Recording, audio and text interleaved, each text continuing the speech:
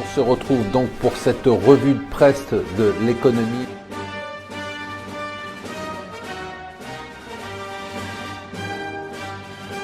Bonjour et bienvenue sur Mon Financier pour la revue de presse de l'Écho. Nous sommes le mercredi 7 décembre. La nouvelle du jour, c'est bien évidemment les marchés financiers, même pas mal. On a beau leur mettre des coups dans la figure.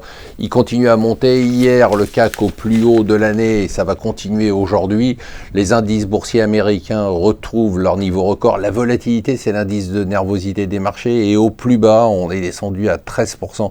13%, vous vous rendez pas compte, sur le VIX 500, c'est extrêmement bas. Ça veut dire que les marchés sont totalement sereins, ne se pose aucune question et pense qu'on s'achemine vers un rallye de fin d'année. Hier, c'était assez incroyable de voir les actions des banques italiennes, quand même, qui auraient dû être touchées par le référendum italien, reprendre plus de 10% dans la journée. C'était assez spectaculaire. Alors, le FT nous indique que les proches de Renzi seraient d'accord, comme l'opposition, pour qu'il y ait des élections législatives probablement en février, c'est-à-dire plus tôt que prévu. L'échéance est normalement de 2018, mais les Italiens ne veulent pas attendre jusque-là. Il y aura un gouvernement technique jusqu'aux élections législatives, un peu comme en France, puisqu'en France, on a un gouvernement technique qui est dirigé par Bernard Cazeneuve.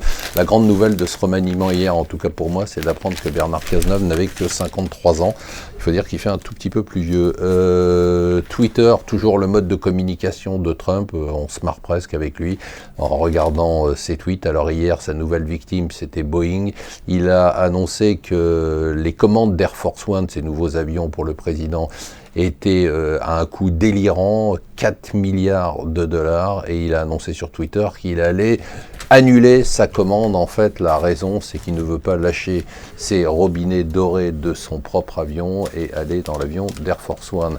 C'est incroyable ce qui se passe quand même sur le Brexit, il faut en parler parce que c'est un rare moment d'unité européenne. Vous savez, l'Europe, on en parle toujours comme d'un groupe qui est totalement désuni. On pensait qu'avec le Brexit, tout allait exploser. Finalement, on a un front uni pour l'instant face à la Grande-Bretagne, un front uni et ferme, ce qui est assez rare pour l'Europe. Hier, Barnier a été clair.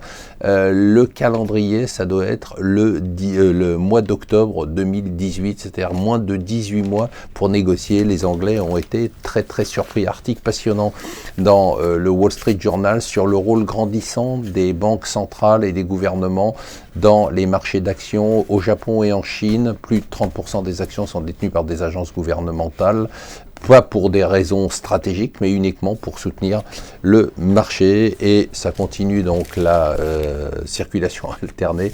On aurait pu penser que du coup, il y allait avoir moins de pollution parce qu'il y allait avoir moins de circulation, et que titre le Parisien.